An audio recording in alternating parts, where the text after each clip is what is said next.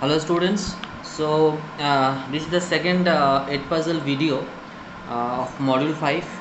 Here I'm going to, in the last Ed puzzle video I have discussed about the classification of animal chapter. There I have asked you some questions and you have answered also.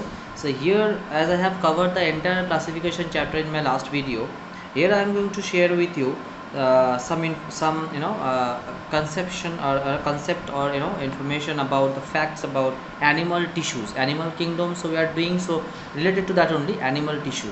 Okay, it will be a kind of revision also for us. If you hear to whatever the information I am going to share with you, you can easily be able to answer also.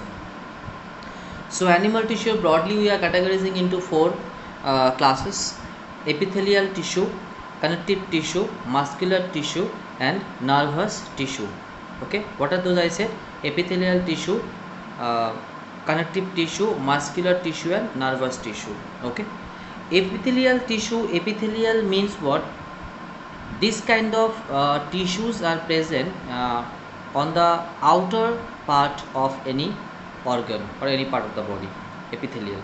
Okay, so there are four different types of epithelial tissues there: squamous epithelium tissue, cuboidal epithelium tissue, columnar epithelium tissue and ciliated epithelium tissue. Okay, squamous epithelium tissue means it's a single layer tissue, flat cells are there. uh, Cuboidal epithelium epithelium is there, cube shaped are there. Okay, columnar epithelium, which are column shaped structure, mainly found in the stomach. If you see, squamous epithelium is found on the in the alveoli wall. Cuboidal epithelium is found in the kidneys. Okay, columnar, as I said, is found in the stomach. And ciliated epithelium, these are both, it may be cuboidal, it may be columnar. Okay, but they have cilia with them. Cilia means hair like structures which helps in the movement of substances in a particular direction. Okay, these are the ciliated epithelium. Now let's go to the connective tissue. Connective tissue means it connects the various parts of the body. Okay, now there are three, we are dividing the connective tissue in three different category: fibrous tissue, supportive tissue and fluid tissue. Okay, if I look into the fibrous tissue, what you will see, two types of other: areolar tissue and adipose tissue. Okay, areolar tissue, adipose tissue, both are found just beneath our skin. Areolar tissue gives the elasticity of to our skin, elasticity, easily contractible and expandable also. Okay, adipose tissues are also present just beneath the skin. These tissues mainly store the excess fats in the inside the cells. Okay, so important functions, obviously, adipose tissues, they maintain the body's internal temperature also, as a shock absorber also, and whenever required these excess fats will be utilized to get the energy, to break down to get the energy. Okay, so everything has their own importance. Supportive tissue, supportive tissues are our bone and cartilage. Bones, as you know, the entire skeleton of our body made up of bones. Our ribs, vertebral column, our arms, our legs, everything is made up of bones. So major our skeleton, everything, or in the entire skeleton including the skull, made up of bones. Okay, the cells which make the bones are known as osteocytes. Okay, so bones and cartilage both give structural support, mechanical support to our body. Cartilage, like cartilage are not that tough as bones are. Okay, cartilage which are flexible, for example pinna, if you look at the pinna, this is flexible, so this is cartilage. In front of the nose, this is cartilage. Okay, the ribs here in the bones, the ribs are there, no, ribs are connected to the sternum, the middle bone here, with the help of cartilage. Backbone, if you look, vertebral column, in between the bones there are cartilage. So wherever you will see cartilage, you will see that that part can flex. It is to some extent it is flexible in nature, it can move.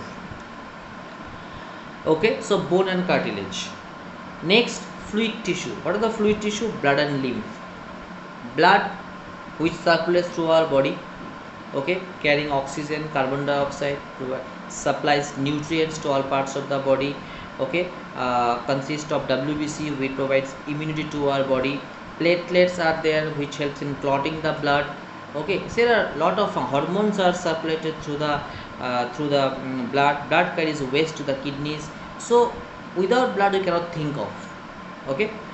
Lymph come out of the blood, okay, and lymph mainly rich in white blood cells and plasma. White blood cells, that is why lymph's major function is to immunity, providing immunity to our body, defense mechanism, okay. And lymph also circulate throughout our body with the help of lymph vessels, okay. So these are all about different types of connective tissue. Next, if we look the muscular tissues, three types of muscular tissues we have: striated muscular tissue, unstriated muscular tissue, and cardiac tissue. Now, striated muscular tissue means these tissues have stripes on their surface, and they are voluntary in nature, means their movement is controlled by us. We can control the movement, like our skeletal muscles. Unstriated muscles means they don't have stripes on the muscle surface, so they are smooth in nature, but they are involuntary in nature. We cannot control over the movement of these muscles. The muscles which are present inside our body, okay, those are the involuntary, like cardiac muscle. Cardiac muscle, yes, is an example of involuntary, but this is not. It's a different thing. Let's take example of our, let see, esophagus, our intestine. Everything that moves, there is a movement, and those movements are not under our control, okay. Now next, if you see the cardiac muscles like heart muscle, it's totally different from other two. Cardiac muscle is striated muscle, they're not smooth muscle, they have stripes, but they are involuntary in nature. Normally we know that striped muscles are voluntary. Cardiac muscle is striped, but this is involuntary. We cannot control over the movement of our heartbeat. Understood? So these are the different types of muscular tissues. Now nervous tissue basically it is made up of neurons, okay. There are different types. We can divide also nervous system into different parts, different category: central nervous system, peripheral nervous system, autonomic nervous system, okay. So our major concern is the central nervous system, which mainly consists of brain and spinal cord. And you can understand that what brain is doing. Brain controls everything. Spinal cord is the medium through which brain communicates to the body, or the entire body communicates to the brain through the spinal cord, okay. So we cannot think of, body without brain and spinal cord, okay.